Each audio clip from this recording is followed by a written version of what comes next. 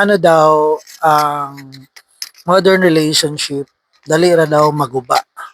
Naay 5 reasons na gihatag no nganong dali ra daw maguba ang isang modern relationship.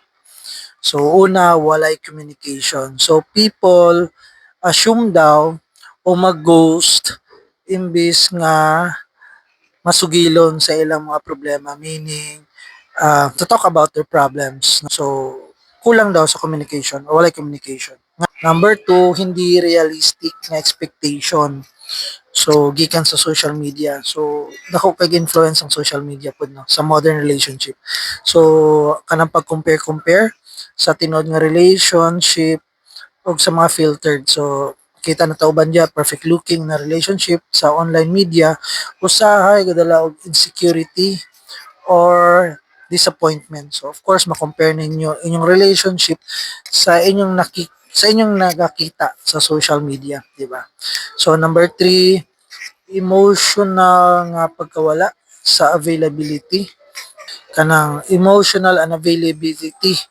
So so many people dili andam sa tinuod or magpakatinuod sa ilang relationship. So kaupat kahadlok sa commitment. So tungod sa daghan options, so maglisod ang mga nasa relasyon na magpuyo o committed, no? So nagtuo nga base na pay mas maayo nga tao para sa ilaha. So commitment, so hadlok sa commitment.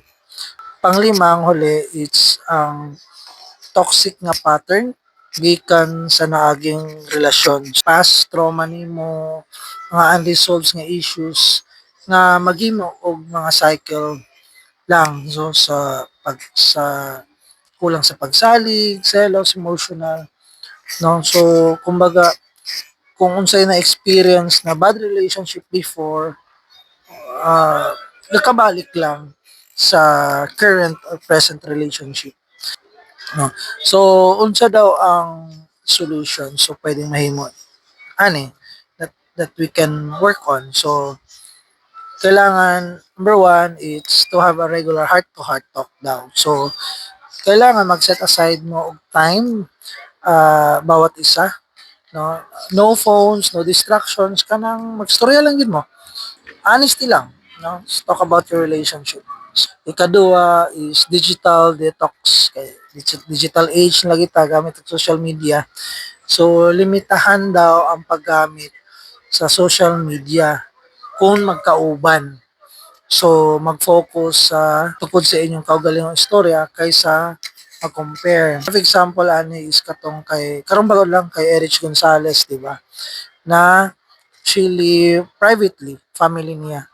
No, so wala kayo sila sa social media. No, so limitahan lang para at least dili nyo ma-compare ang inyong relationship sa unsay nakikita ninyo sa social media. Kahit halos tanan nasa social media, gamay ray tinuod ana, di ba? Content rang uban. Kailangan daw na magpa-therapy gyapon, no. Bisa og you're okay yung relationship ninyo. So makatabang daw na sa paglig-on sa inyong relationship. Paglig-on and to have a healthy emotional respeto sa inyong duha. Like batasan, attitude, tanan. Makatabang daw na. Maghimo daw mo og no ghosting pack. Uso kay ning ghosting, no. So magkasinabot dapat, no, na magpahayag og mga kanang mga ginauna or mga problema diretso bisan pa man kon dili komportable. So meaning communication pa rin. So if there are things na tan-aw nimo na nakaginahuna or you're not comfortable with, no, kailangan i-open up nimo sa imong kapares. So mo naging no ghosting. Ito ang pang-last. So you need to work on sa imong kaugalingon sa, di ba? So kumbaga you first murag ingana ba, bago ka magsugod sa bagong relationship, so kailangan na you need to assess, to validate yourself, no? Kung okay na ba ka, ready na ba ka, di ba?